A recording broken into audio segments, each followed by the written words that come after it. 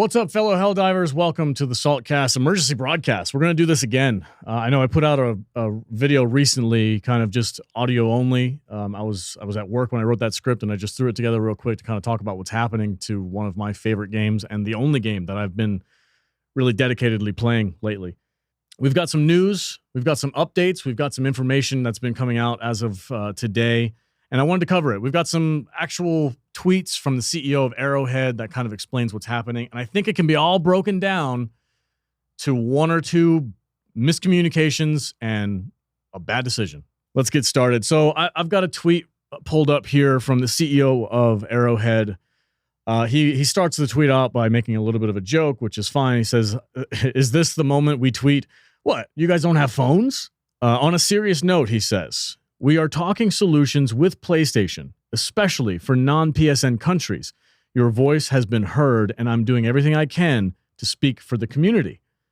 But I don't have the final say." So as of, it was like 3 days ago, I think, 72 hours ago, they made this big announcement that if to play the game, you have to have a PSN linked account for your Steam. It was a big, kind of like a weird pull the rug out from under us moment. There's a section of the community who's like, what's the big deal? We have to sign up for freaking all these other bullshit third-party things. Why not PlayStation? Well, first, PlayStation doesn't have the best track record when it comes to keeping your data safe. So there's that aspect to it. But also, it's just a miscommunication. The CEO goes on to say, in response to another tweet that somebody commented about why are you acting blameless? And he says, "I do have a part to play. I am not blameless in all of this. It was my decision to disable the account linking at the launch so that players could play the game. I did not ensure players were aware of the requirement, and we didn't talk about it enough. We knew for about 6 months before the game was launched that it would be mandatory for online PS titles." So 6 months, we're talking 2023, late 2023. These guys already knew, okay, this game's going to be mandatory. We have to sign up for PlayStation Network. But it caused issues when the launch came around, and they were like, they probably sidelined it. They were like, it's not that big of a deal. Because you guys have to remember, they were not expecting this game to be as popular as it is. They were expecting a fraction of the player base that they have. So they were probably like, it's probably not going to be a big deal. Let's just get it rolled out. Which is a thing that Sony does all the time. If you look at some of the other games, I can only speak in my personal experience, but playing No Man's Sky, that game was rushed. It was pushed out before it was finished. The game studio knew it. Hello Games knew it wasn't done yet. But Sony was like, no, get this thing out there. The hype is real. Let's go. And when it released, it was kind of a letdown. A lot of people that were really jazzed up about it, myself included, were like, this game kind of sucks because it wasn't finished. So Sony has a habit of doing this. They have a habit of pushing games out before they're actually ready to be put out. Thankfully, Helldivers 2 stood on its own for the most part. You know, minor glitches aside, this game was a ton of fun. And the community that runs the developers were pretty chill. Everybody was pretty happy. People have issues with buffs and this and that, and that's to be expected. Fine, whatever. But it sounds like to me that these guys didn't even think that this would be a big deal. And that was one of their biggest mistakes. It was like, it's not going to be a big deal. Because now they have a huge player base. 500,000 strong, right? 500,000 people playing the game. I think at its peak, it was close to that. Don't quote me on that exact number, but I think it was a lot. And standing now, we've got 200,000 plus negative reviews on Steam. And that's just kind of collectively telling people, look, nobody wants this. And you messed up by not making it part of the launch sequence or downloading it and saying, hey, by the way, you have to start a PSN account, or having a pop-up, or having something super obvious before you launch this game. You need to do this, this, and this before you can play, or delay it until that whole issue was worked out and then launch the game. Sony digging their heels in is another big issue for this. So far, Sony's reaction to all of this has been abysmal. And I'll tell you why right now. I'm going to pull up their official reactor. This is as of PC Gamer, posted this a couple hours ago. Sony doubles down, removing Helldivers 2 for sale in 177 countries and territories that can't access PSN, while Arrowhead CEO says, I don't have the final say. So that's just crazy. I mean, they've let these people buy this game at this point. Thankfully, Steam is honoring the refund. You know, they've changed it. It used to be where if you play the game for more than 2 hours, you can't refund it. But they've adjusted that because they've changed the way that you have to play the game. and it was after the purchase. So it's on them, really. Which thankfully Steam has changed it up, which is good, or not changed it up, but Steam is allowing them to basically get their money back for a game that's changed after the fact, which is nice. I do want to mention this. This is from Dan's Gaming. I did respond to this as a joke, but I'll tell you about that in a minute. His take on this is, if I was a PlayStation executive, I would not have required account linking for Helldivers 2. Instead, I would have given some free PlayStation character cosmetics to anyone who did link their account to PlayStation. Everyone would have won with almost no drama. In the beginning, I would probably have said, yeah, that would have worked. But if they do that now, I think it might be too late. And I responded to that basically by saying, anybody who's wearing the Sony sellout armor is going to get shot on sight.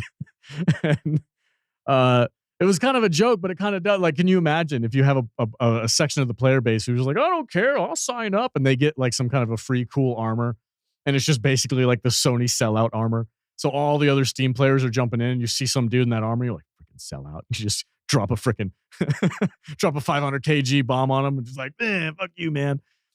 It was a joke. It's a gaming joke, but honestly, that's real. Like at this point, I don't know if Sony would be able to actually do that without getting even more pushback, or people just wouldn't do it. If they made it optional, but you get extra armor, be like, I don't want your stupid freaking sellout armor.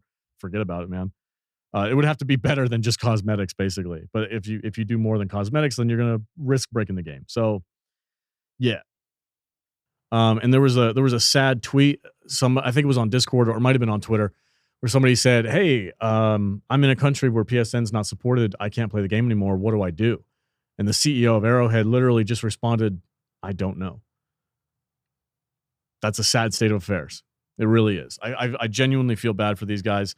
There's been some controversy on Discord. Some of the community managers are starting to spout off, and I think it comes off in frustration. We talked about Spitz last time in the video. He kind of popped off to a bunch of people, and it backfired because he got a lot of heat for it.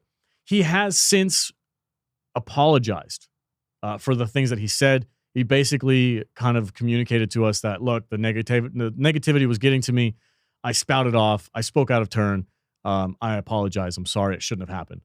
And I got to say, I'll give him a lot of credit for that, because these days with developers and gaming review companies and all this stuff, they're doubling down on just the negativity towards the fan base and towards the player base is almost a standard at this point. So to have these guys be willing to say, you know what, my bad, I messed up, shouldn't have happened that way, sorry. That goes a long way for me. I can only speak for myself, but I take that as a win. That's kudos to them for being able to do that, for holding themselves accountable and being like, you know what, my bad, sorry about that. They went on to say in a couple other Discord chats that, I didn't realize it was going to be this difficult for people to sign up. I had no idea that it wasn't serviced in this many countries. So yeah, it's an issue. It's a real issue. And it really just all boils down to, they made a mistake at launch by not communicating well enough with the fan base, with the players, that this was going to be a requirement. I know there's people out there that are going to be like, ooh, read the terms of service. Do you know anybody who actually reads the terms of service? No, man, we want to play a game. We go on Steam, we click it, and we say purchase, we download it, and we play. Now, for other games, I have games that are linked to EA. I have games that are linked, like Minecraft is linked to Microsoft. You have to have accounts with all these third parties, but you cannot play the game until you do that. And there has been a handful of times where I'm like, I don't really want to sign up for freaking Ubisoft, so I guess I'm not going to play this game. I have done that. It's legitimately a barrier to entry, and if that's a requirement, then that's a requirement. That's on the developers and the publishers. The ball's in their court. So it's just an unfortunate circumstance that this has happened. This game has been an absolute joy to play.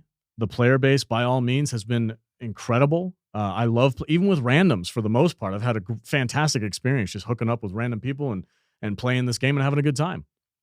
And that's another thing I wanted to comment on, is that if you think about it, Arrowhead kind of succeeded in their goal of creating this massive community to fight one common enemy and to get rid of all the PvP toxicity that they don't like, and just the nonsense and overall, and like the tit for tat, and the player bases fight, and lobbies are terrible to hang out in because everybody's just yelling at each other. Like there's that aspect. Some people love that. Some people don't. For me personally, I don't really like that kind of thing. So I don't play online games for that reason. I'm just like, I'm not good enough. I'm a dude. I've got a couple hours spare time in my life. I want to play a game. I don't want to get trounced by some 13-year-old who does nothing but play the game and he's some freaking kind of wing commander I can't beat. That's why I don't play those games. Arrowhead didn't like that stuff. So they went out and they made a game that was just pure community, pure collaborative effort. That's all it was. And then when that community got pissed off because there was a string attached to their game that they didn't realize, well, now you have 200,000 plus negative reviews on Steam. And to the credit again to the developers and to the community managers, they said, look, man, you can shout at us on Discord all you want, but it's at the end of the day, it's not going to do anything because Sony doesn't give a crap about our Discord channel. If you want to send a message, go to Steam, leave a negative review, request a refund. That's where the message is going to be heard. And, well, you know what? I think the community took that as a new major order, and they just freaking went ham. They did it. 200,000 in 72 hours. Plus, I mean, it's still going up. By the time this video gets up, it might be even more than that. I don't know. Which also begs the question to me is like, okay, so how many of those people were actually Steam players that played the game versus just the community at large just going and saying, whether you're affected by this or not. I had a conversation with a PS5 player today. I was the one who convinced him to get the game. And I was like, dude, you got to hear about this controversy. He's not an online game. He's not an online guy. He doesn't have social media. He doesn't care about that stuff. I told him what was going on. He's like, bro, that sucks. Screw that, man. He's like, send him a message. And I'm like, that's what we're doing. And then he's like, how long do you have before it's mandatory? I'm like, we basically got till the end of the month before it's like, we can't play the game anymore. He's like, all right, man, let's get a couple of final rounds in before this all collapses. And I can kind of appreciate that. I kind of want to do that. I know there's people out there who are standing on their principles and say, I'm not going to play the game at this point. I unlisted it. I uninstalled it. I don't own it anymore. I requested a refund from Steam. I'm done. By all means, man, I feel for you. I don't have a problem with that at all. My personal stance is I love this game to death. I'm going to stand with my people, and I'm not going to sign up for PS4 or PS Network. I'm not going to do it. So I'm just going to play this game until I literally can't. And basically cross my fingers that there will be a solution by the end of the month. I'm hoping that this massive wave of just pushback on Sony gets to somebody, and they either my personal solution to this is like, look, make crossplay not available for people who don't sign up for PlayStation. Okay, I'll hang out with my people on Steam. Fine. It's a bummer. Yeah, it's a bummer, but it is what it is. Or make it optional like it originally was. The more we dig into this and the more we see from the people on the other end of this, it sounds like it's just, look, man, we had massive numbers. PlayStation wants that data. It was a requirement from the beginning. We had issues. We didn't think it would be a big deal because we expected to have 1/4 of the player base. And now Sony's like, no. This is huge. This is a massive player base. We want those numbers as requested from the beginning. We want those numbers. That's it. It's the ball is in Sony's court at this point. The player base can send a message. The CEO of Arrowhead has said, I'm on your side, but ultimately it's not my decision. This is Sony's choice. Do they want the game to succeed and be the best game of 2024? Or do they want to frickin' cut its legs out from under them and basically just kill the game? Listen, comment your choices below. What do you want to see happen? What are you going to do? Are you going to sign up for PlayStation? Do you not care? Are you just going to keep playing the game because it's freaking amazing? By all means, comment. Let me know. If you're standing with your 200,000 plus other brothers and sisters in the Helldivers universe and you're saying, I'm not playing this game unless they fix this, well, shout it out in the comments. We'll be here for you guys. We will be doing another podcast on Tuesday to cover the events of today and tomorrow and see where this all lands, see if there's an update. But I know Vader, I can speak for him. He's crushed by this. He's pissed. This was, for him, this was the game that kind of reinvigorated his gaming because he was an old school gamer. You've heard him talk about that. And he's actually reconnected with a couple of his good buddies from back in the day who he's been playing games with for 20 years. This is the game that brought him back. And he's like, they're taking away the one thing that I was finding enjoyable. Anyway, catch us on Tuesday, guys. We're going to have our normal podcast, and we're going to be talking about probably more of this and see if anything else develops over the next couple of days. We'll see. Stay tuned. Like, subscribe, comment your thoughts. Let us know what's going on. We'll see you on the other side. Helldivers unite.